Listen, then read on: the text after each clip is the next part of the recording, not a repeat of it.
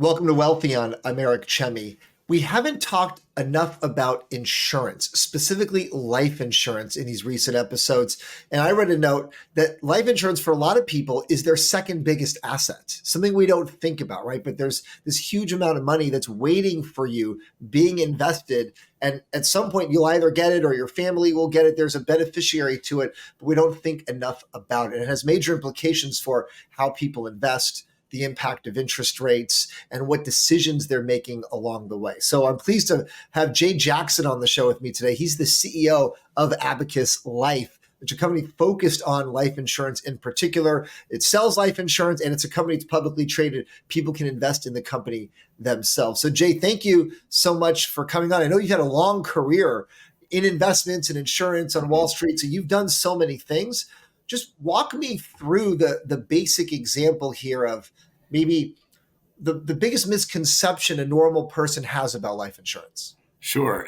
The biggest misconception, the way people treat life insurance, is that they don't treat it like an asset. And as you highlighted, I've been in a variety of different investing firms. I've invested personal assets, obviously, and worked with high net worth clients in equities and worked in munis. And this was a unique asset class. What's interesting is that I'm one of the few people that call it an asset class. Most people, when they look at their life insurance policy, they look at it like debt, meaning that they take out a life insurance policy, they're going to pay on it every single month, but it's a benefit that they're not truly going to see themselves. And what I mean by that is that if you look at life insurance as an industry, right now, the size scale of it is just massive. Life insurance, which is owned by individuals here in the United States, is a $13 trillion market. 13 trillion. That's 2.5 times the U.S. residential real estate market, but very few people pay attention to it. What's fascinating of the 13 trillion, 90% or 9 out of 10 life insurance policies, or 90% of that 13 trillion, never pays a claim. So if you really think about it, the life insurance company is one of the greatest businesses in the world, right? Where you collect premiums and you only have to pay out 10% of the time. And it's not because the life insurance companies have done something nefarious here. They haven't. It's what happens is that people treat life insurance like debt, meaning that it's an expense to their bottom line. So let's just take somebody who is now 75 years old after paying into their life insurance policy for 20 years. They don't look at that like a mortgage payment, which is how they should. Instead, they look at that and they say, okay, well, that's the insurance I never wanted or had to use, thank God. When in reality, that has been accreting value the entire time. And so what do they typically do? When they're 75, their kids are in their 50s, and they say to themselves, I don't need $1 million or $2 million or $500,000 of life insurance coverage. I'm just going to stop paying on it. And when that occurs, who wins? That 90% scenario I just gave you, right? Meaning that the life insurance carrier is a big winner in that. When you fill out a life insurance document or a contract for the very first time, the very first section of that contract, do you know what it's called? No. It's called owner. So when you fill out a life insurance form, pay attention to this the next time you do it. Look at the terminology they use in that contract. A life insurance policy is just a contract. And on that contract, the first section is the owner, which is you, which means you own this contract. Not anyone else, not the carrier. You're the owner, which means as the owner of a contract, which goes all the way back to the Supreme Court in 1911, and Grigsby v. Russell was a fundamental decision for life insurance. And the first part of that decision says this: life insurance is personal property. That's why you're the owner. Therefore, it can be sold and transferred to a third party. What's fascinating about that is that no one treats it that way. If they did, there is zero chance that 90% of policies would lapse without ever someone knowing the market value of their life insurance policy. You personally, or any of your listeners, would never, ever sell their home, right, without at least having some sort of third-party valuation done, or more importantly, understanding what the market value of that home actually is. And that is what's occurring. And it's a tragedy, because on average, we're paying 7 to 8 times over what that lapse amount is. And it's just to solve for what the market value is. Okay, so much to talk about here. Okay, this is good. This is good. So let's walk through it. So you're referring to it as an asset class in the same way like stocks or bonds are an asset class. Is that right? That's correct. Okay. And then remind me, you said something like something trillion. Did you say 13 trillion? What was the number you gave? 13 trillion, which is 2.5 times U.S. residential real estate market. So 13 trillion is what number? What is that the value of? 13 trillion is the amount of life insurance policy in force, meaning that effectively, in its simplest form, everyone who has a life insurance policy, they take it out and they say, hey, I took out $1 million life insurance policy. That $1 million represented as that 13 trillion. So Okay. that is all of the, what we would say, exposure that the life insurance companies have if the entire population of the United States all passed away today, right? And the life insurance company had to pay their heirs, they would have to pay out $13 trillion to make that payment. Got it. That's how I was wondering. Like if everyone who had a life insurance passed away, 13 trillion is the payment. Or if you think of it as $1 million per, let's say the average person, right? Let's just make up a number. There's 13 million of those out there, right? Because a trillion is 13 million, right? Right. Then, yeah, you were saying so only 10% ever get paid out? Correct. That seems crazy because everyone dies in the end. Right, but no one has their life insurance policy still in force.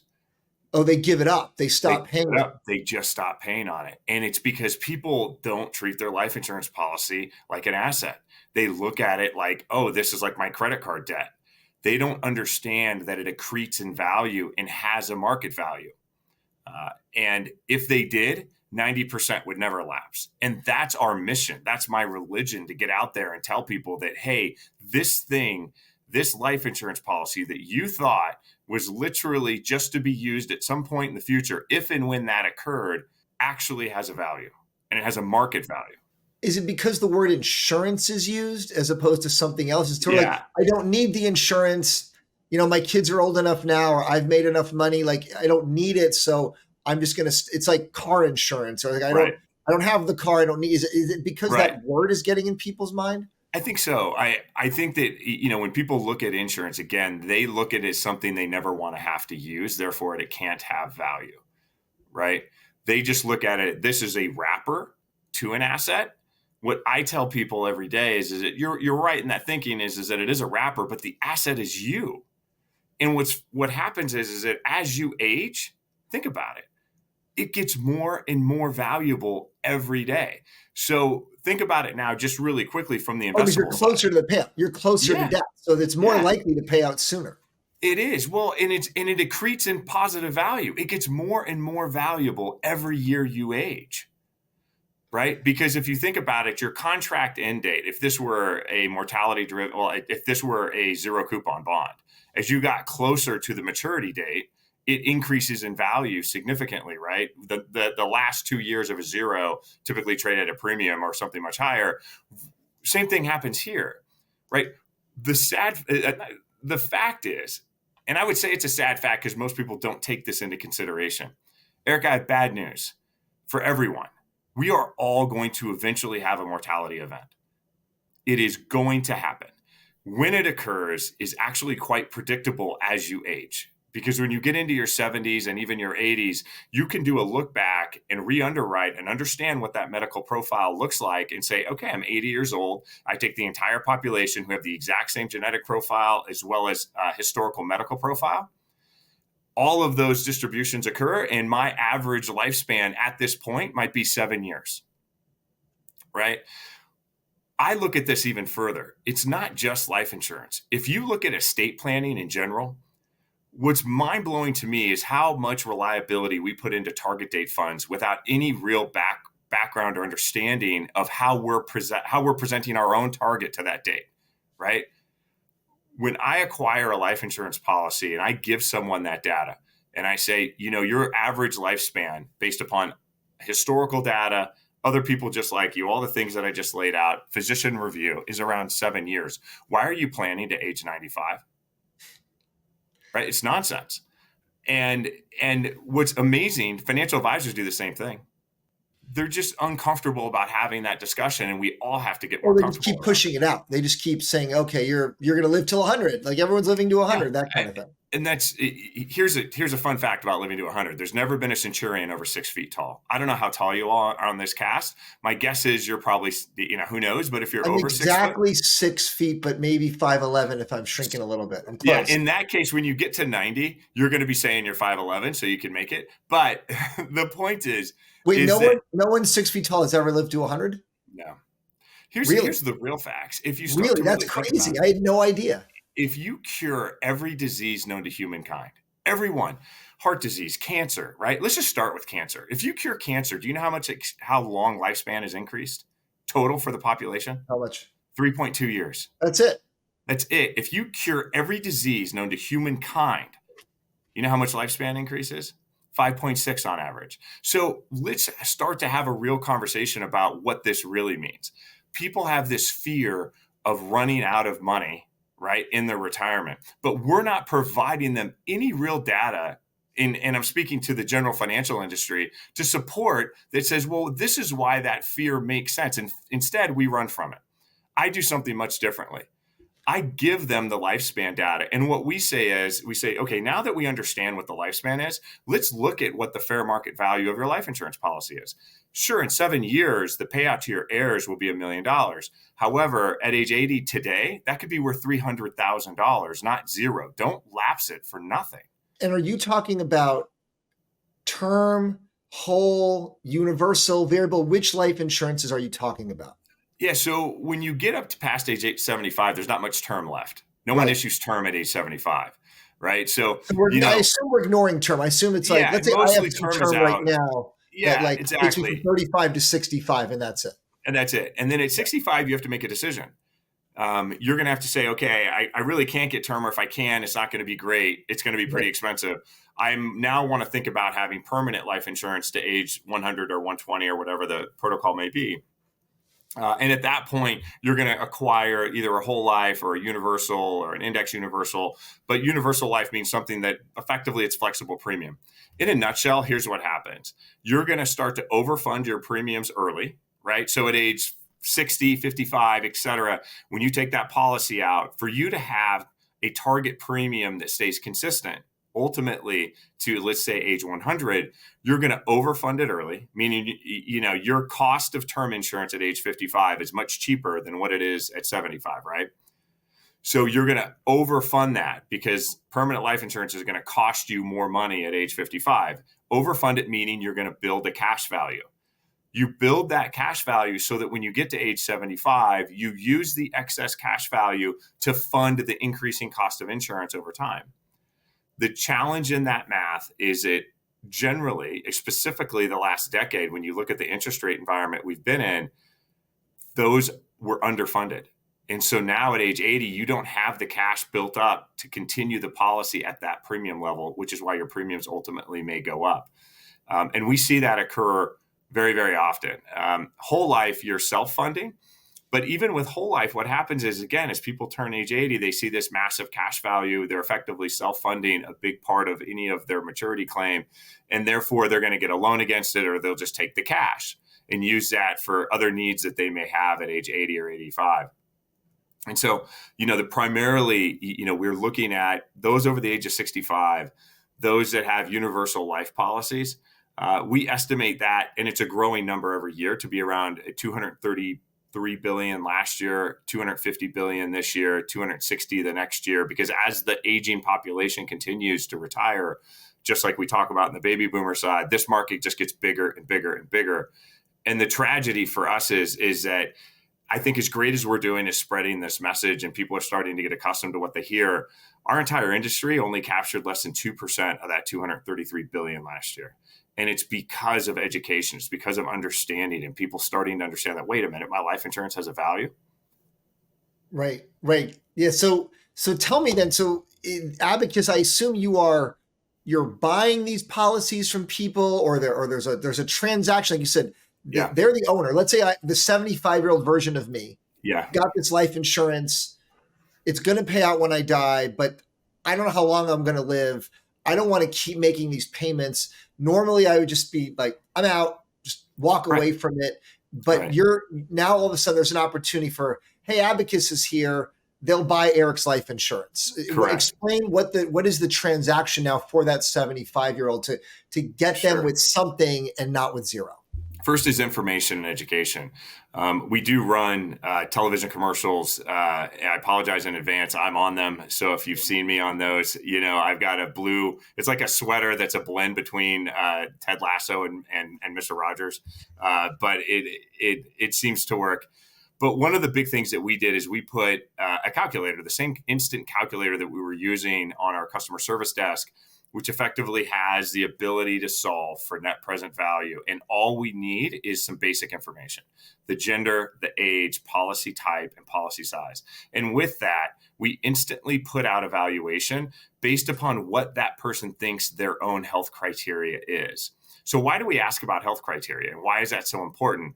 Well, what we're trying to establish is that lifespan number. Some people are healthier than others. So you might have a future payment obligation of 12 years. You might have a future payment obligation of 6 years.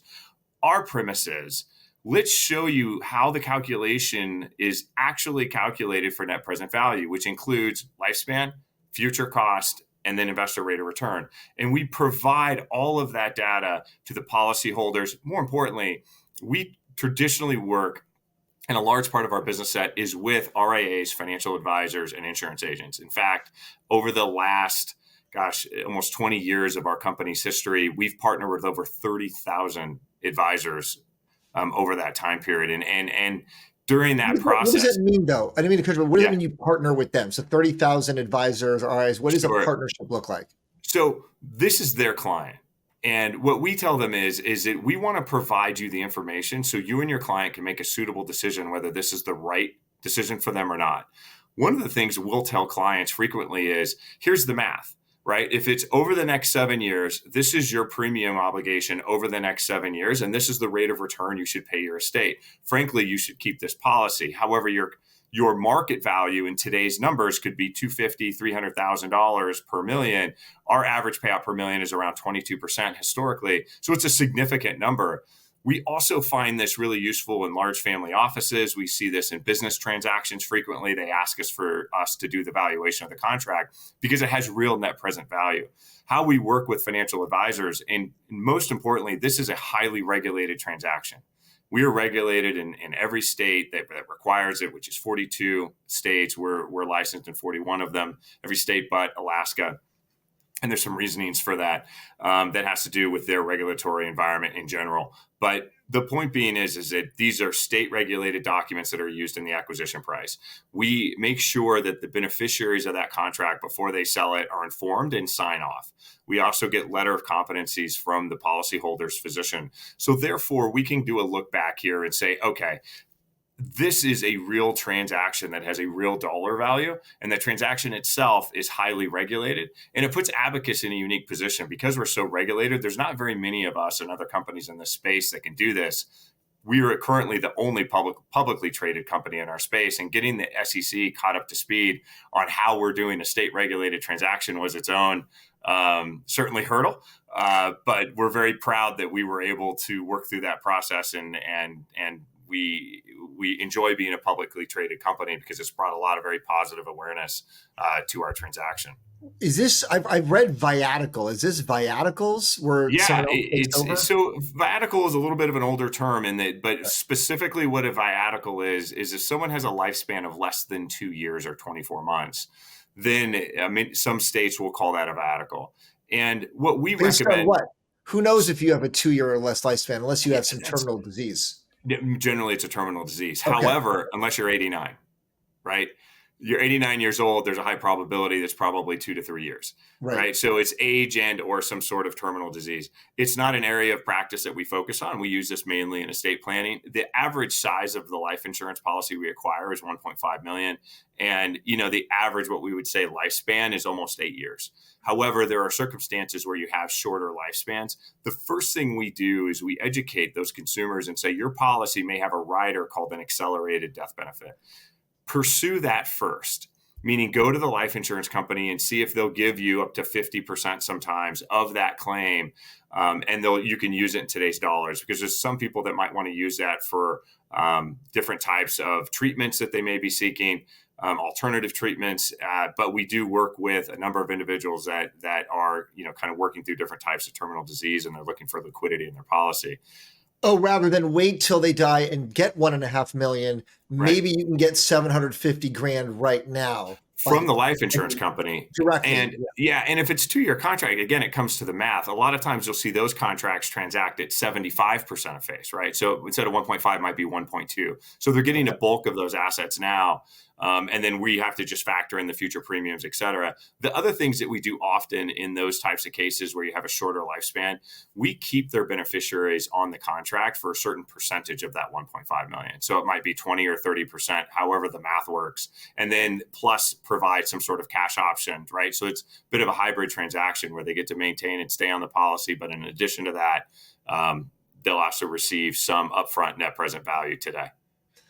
Okay. And then what is the technology behind all this? Because if someone goes to the website, that you mentioned technology, is there AI involved? Is it just hardcore crazy math to try to figure out exactly how much everyone is worth and how long they're going to live? Like, what's the tech behind all this? Sure. It takes a long time to aggregate the data first, right? I mean, technology in itself and AI in itself doesn't function without the inputs.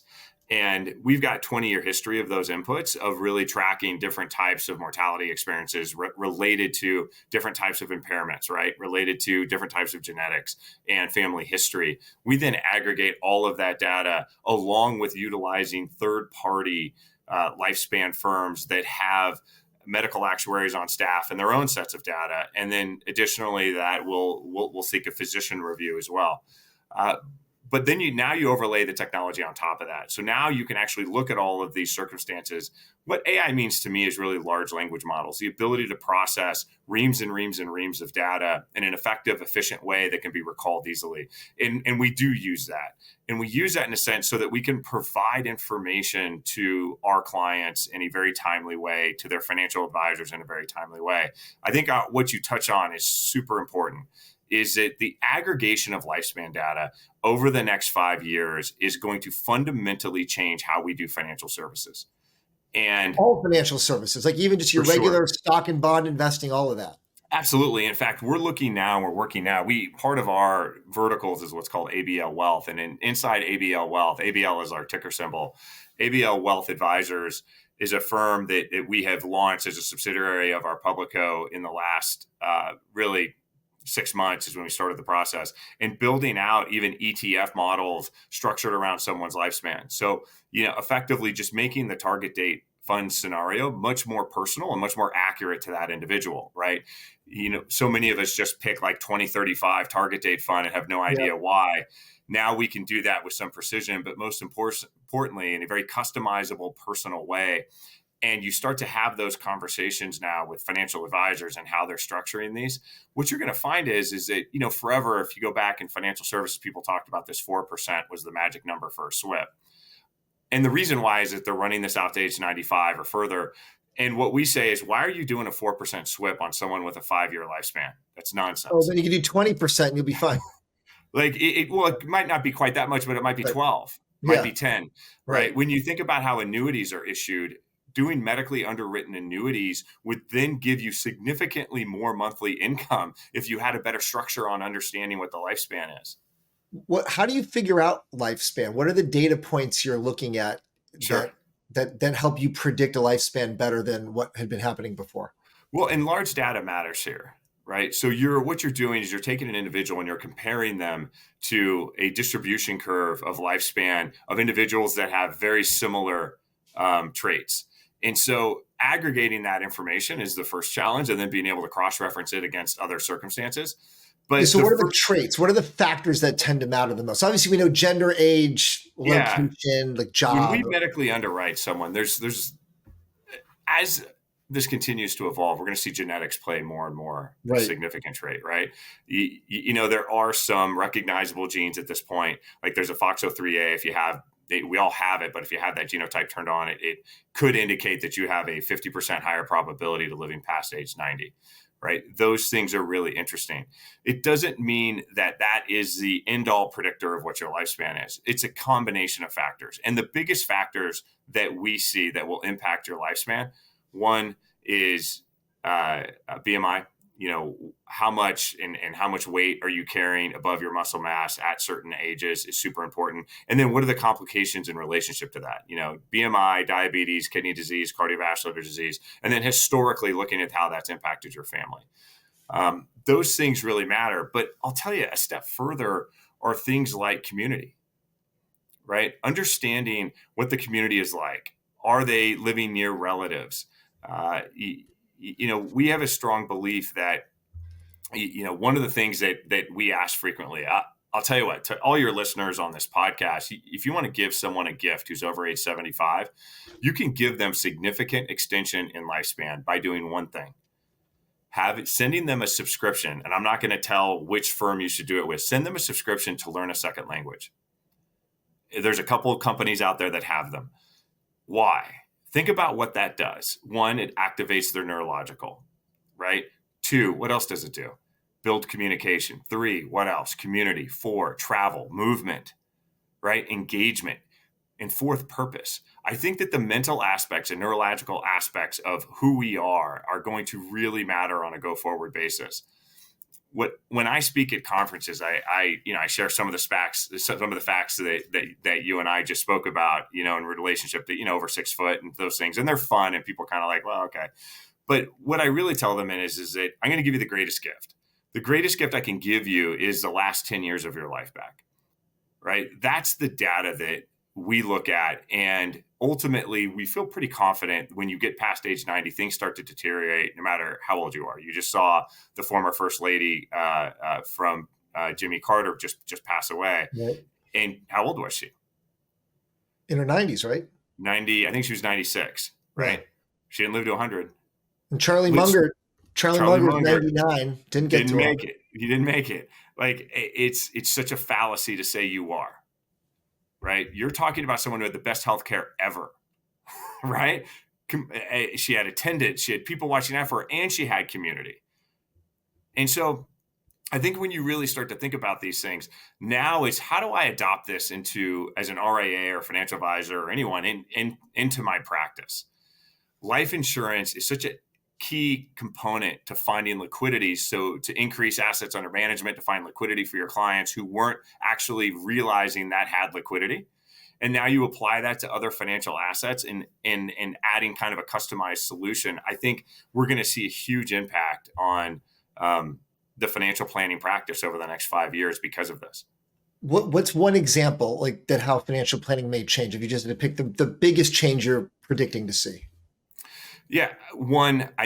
First and foremost, and this is a little self-serving, but people are going to start treating life insurance like an asset. Okay. They really are. Like we talked about at the beginning. Just like we spoke about. When that happens, let's just think about that. 233 billion lapsed over the age of 65. Let's just break down some of those numbers. If you just take the folks that are over age 80 that may have had a policy there that could have been sold at a higher market value, you're still talking, to the tune of actual cash payouts, $40-50 billion. Right? How much was allocated to target date funds last month? Right? Like, just think about the scale of that number. How many times have advisors heard, I can show you how to increase your AUM, when I'm sitting there saying, you've got a 7X in your book and you're ignoring it? That is a massive shift that could increase the amount of AUM that financial advisors are able to capitalize liquidity into other assets. That's such a huge shift, because then where does that go? Right? That goes into other funds, that goes into other type of liquid options. I mean, you can see how one funds the other. And then the second piece to that is, I think that we're going to have customized financial solutions based on someone's lifespan.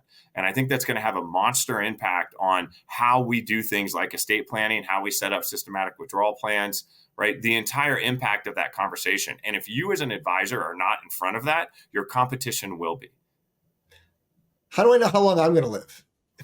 It's interesting. You're probably pretty good. I mean, I can tell you, we can go through it. I like to joke and say I'm a lot of fun at the holiday party. I'm like the carny in the corner, and everyone's like, "Hey, what do I got?" And I'm like, "Look, to be honest, like, drink up, because you're not going to go long." So have a great time. I But really you throw enjoy from, it. let's say, someone like me at round number, 39, 40 here, that Yeah, it's like, okay, is it 70? Is it 80? Is it 90? Right? Because those are all still so far away, but those sure. are massively different. Yeah, I think the way I would think about it is that when we look at population today in that segment 35 to 55, and you remove things like excess mortalities that happened during COVID, et cetera, and you just look at that time frame, I think that your next goal is, what am I going to do to 65? Because part of that statistic, when you look at the general population and you see males average lifespan to age 78, might be a little, I think 77 and a half now. That also includes mortality rates related to infants. It includes mortality rates left Right. due to That's starting at suicide. zero. So once you've Right. made it to 40, you're already going to be You're already beyond there. 78. Yeah. Right. So now you're looking in your 80s for sure. Right. And also take a quick look at your family history, right? Understand that the things you do when you're 40 or 50, you can have a major impact when you're 80. I would tell you there's a really high probability, and you have to discount accidents and other things that happen. Right. But if those are out of the equation, you have a really high probability of living to 80. You also have a really high probability of living to age 90, right? What is your 80s going to look like for you? That's the question you have to ask yourself. We see some really great living people in their 80s, and we see some people who are really struggling. Right. One of the first times, I think, in our country's, I say history, is that where we saw an increase in lifespan for those over the age 65, but a decrease in health span. Meaning that, yeah, you're going to live to 88, 89, but at age 82, things start going really badly for you. And that's not a life, right? It's not the dignity that people want in their 80s. And so we start to have conversations with people, generally not 39, 40, or even 55 years old, because currently we're very focused on what that looks like for their life insurance policy. So we're typically working with seniors 65 plus. Right. But the same principles apply, right? And it's that mindset of, how do you want this to look? We know that having a sound financial plan can relieve a lot of stress when you're 80. What was the impact of COVID? Sure.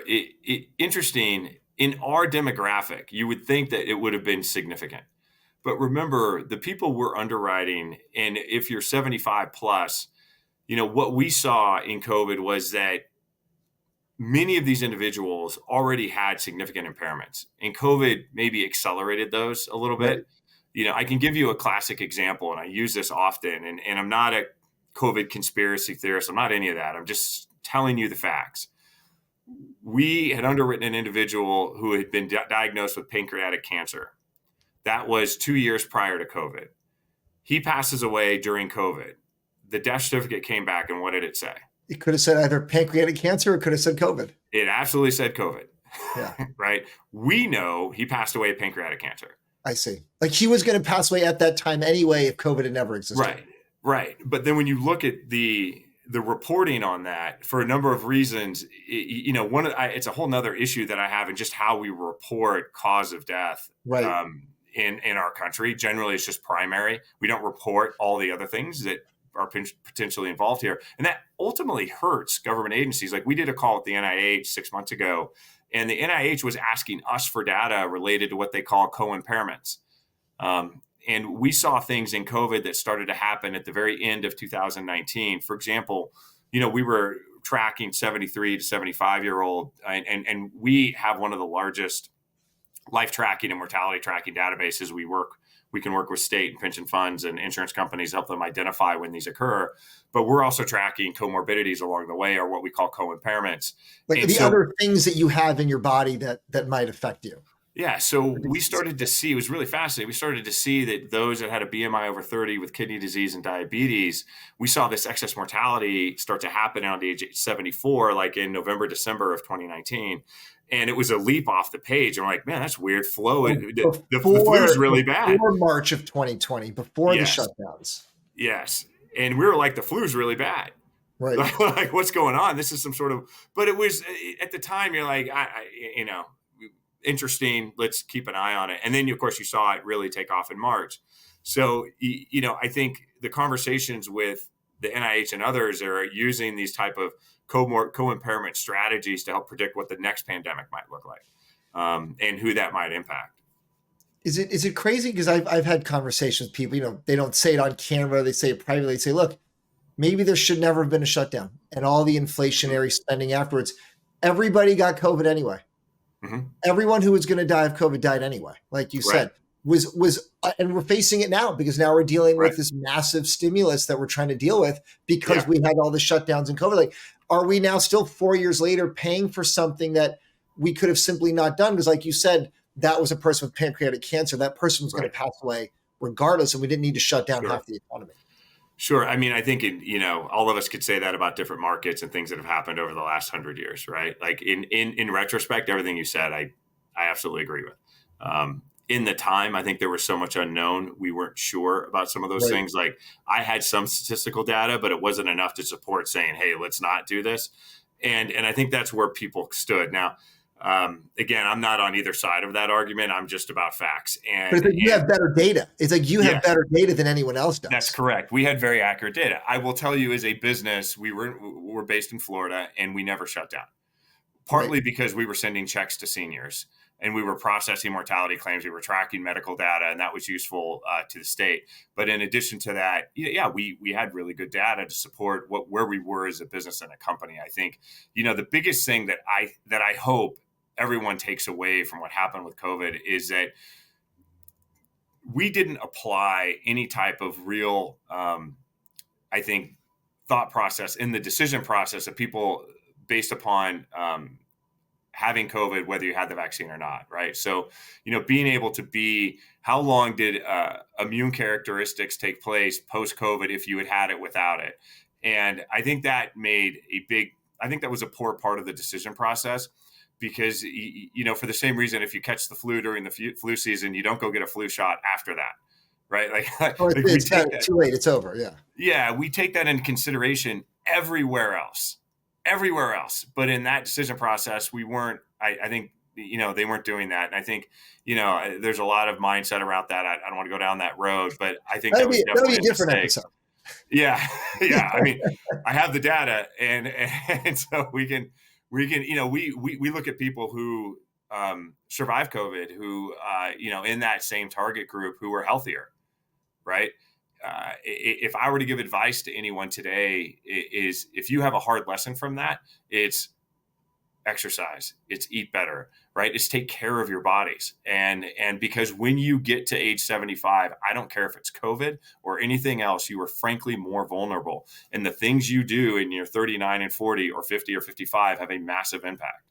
It's all the same advice, isn't it? Right? It's like sleep, eat better, exercise. Okay. Yeah. It's like, cures everything, apparently. Yeah. Well, I don't know, it cures everything, but it sure gives you a better shot. Yeah. Then the last thing, interest rates higher right now. What does that do? Obviously, we know these insurance products are very sensitive to interest rates, especially, on the company side. What effects are you seeing right now in terms of how people are behaving and then how you're trying to manage that investment portfolio? Sure. So we'll start with how people are behaving. It's given us a pretty unique opportunity in this environment, frankly, as people are seeking liquidity from their assets. They're much more open to learning that, I had no idea my life insurance had this value. Maybe I should pursue that. And so as a business and company, I'm not telling you anything that is not public. You look at our third quarter earnings results, we're up 20% top line and 26% adjusted EBITDA, right? So, this is the type of year where, we're going to see more increase than we ever had before, right? When we look at our advertising, we see anywhere from 10 to 12,000 inquiries per month from people seeking advice and information about this. So I think that's a key indication to what people are looking for from an economy, right? They're in this interest rate environment. Yeah, they might be earning more in money market, but things are costing them more, and they're looking at other options and being open to other options for liquidity. Now shifting to an investor point of view. An investor point of view, as you see cost of capital increase, right, that can actually impact what the net present value is of that contract ultimately back to the policyholder, right? So the discount rates we were using 3 years ago in a near zero interest rate environment were obviously much lower in that factored calculation, meaning the payouts were higher to the policyholder than they would be today, where you've got interest rates near all-time highs, right? So there's some impact there. Where we sit as a company, as the market maker and the origination company, that's all based on new origination. So we adjust to that very, very quickly. I think overall, though, as an investment asset class, let's just look at it from a pure investor point of view. This is an essentially uncorrelated asset driven by, mortality experience. So it's much like a mortality-driven zero coupon where my counterparty is the insurance company themselves, which is A-rated or better. You have double-digit level returns on a contract that's in cash reserved at the counterparty. If you didn't know this was insurance, you would back the truck up. You would say, how do I get as much of this as I can? And I think so now from an economy point of view, we're really, really interesting asset class. So as a public company, as an investment, people are literally reaching out frequently. We're coming out with investment products for RIAs. We have a 40 Act interval fund that's in process, that's public, which will be daily val, give people access to this asset, because that's why we went public, to give people access, inform them from an investment point of view, because historically, this asset has been reserved for the largest private asset managers in the world.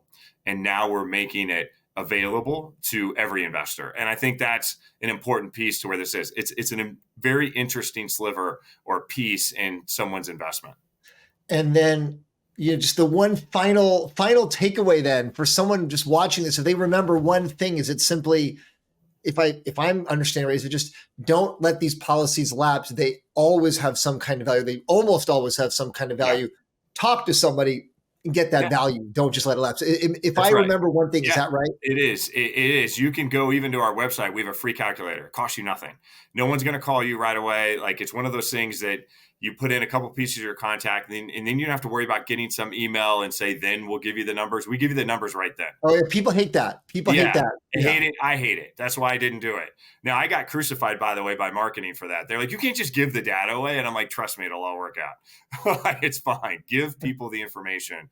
Gender, they just got to put in their gender, size of policy, a couple quick inputs, what they think their health is. And then literally instantly they get, hey, this is what your policy might be worth from a net present value.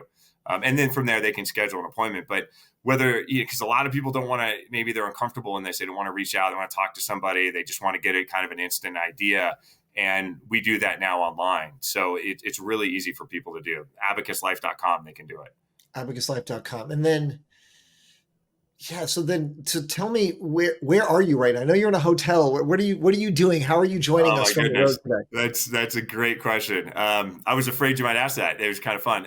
So we are, again, heavily regulated. So I am, oddly enough, in Las Vegas at a conference related to insurance regulation and regulatory, even from the political front. So, we meet with governors of every party and talk to them about getting this message out, right?